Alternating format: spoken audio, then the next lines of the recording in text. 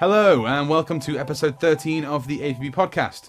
Now, the next couple of episodes are going to be a little bit special. We're going to be taking a look at the lore and story we've created that surrounds Samparo, the city that APB is based in.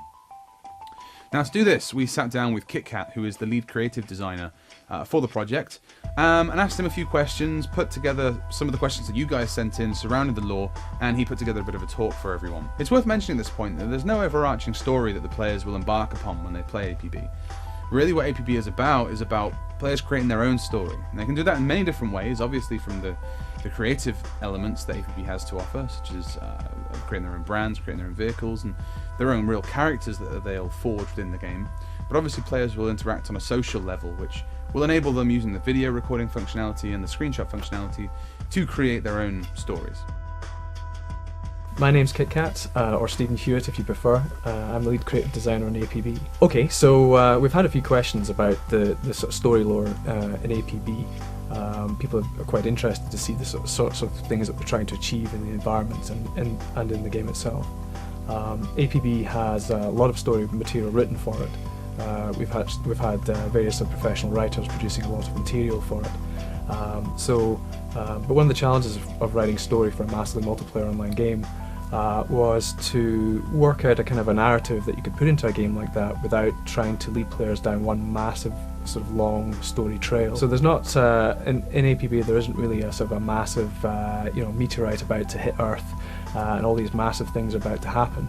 But there are very important things happening with the characters and the different personalities within the city, and the story itself sort of interweaves all those different elements together to create a sort of a joined up narrative. And if you follow all the different trails, then you start to build up a feel of the city itself and the people that actually live within it, and the things that they care about and the things that they do. So there, for release of the game, there'll be sort of 4 major organisations that the players will kind of come in contact with.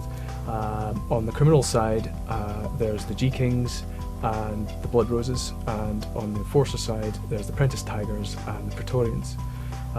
The G-Kings are essentially kind of a gang of skater punks who've sort of lived and grown up inside the sort of financial area of the city, but they come from a small place called Gresty, which has really grown up in the shadow of the major sort of corporate centre, and their sort of home area has essentially been oppressed, crushed, demolished to the point that there's not very much of it left.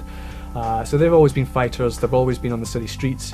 And what they're trying to do, I suppose, is now they've now got backing from a man called Arlen Benjamin, who's made a fortune through sort of garbage reclamation within the city, and he's now providing a lot of funds to back them, and I suppose in a sort of a populist uprising or a kind of a revolution almost. So while they are skate punks, they are also trying to fight, I suppose, for a change in the city.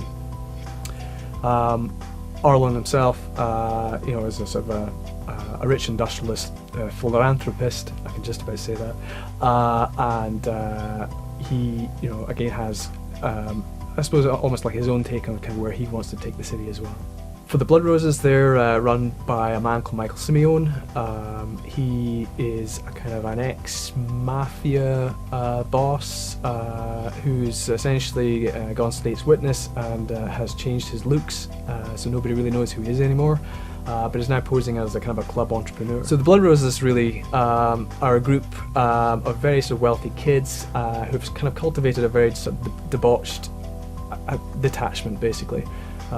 They've risen out of the sort of underground club scene, in the sort of underground warehouse club scene in the waterfront, and spend a lot of their time doing a lot of sort of smuggling and things through the waterfront area. A lot of them are sort of crash and burn, kind of very, come from very wealthy families, trust funds, bored, got a lot of money to spend on clothing and the scene, and are then are using that to, I suppose, develop, a large sort of following, and are also using that to, fund their activities in crime. So we'll hear some more from KitKat next week when he takes players through the Enforcer side of things and introduces you to some of the contacts and organisations players will be working for as enforcers in APB. Now don't forget, if you want to take part in the closed beta that's going on right now for APB, head over to apb.com and sign up. If you're lucky, you'll be chosen as a beta tester at this stage. Obviously, we're still in closed beta. It's very early on, so the numbers are increasing week on week. All that's left to say is thanks very much, and join us again next week. Bye-bye.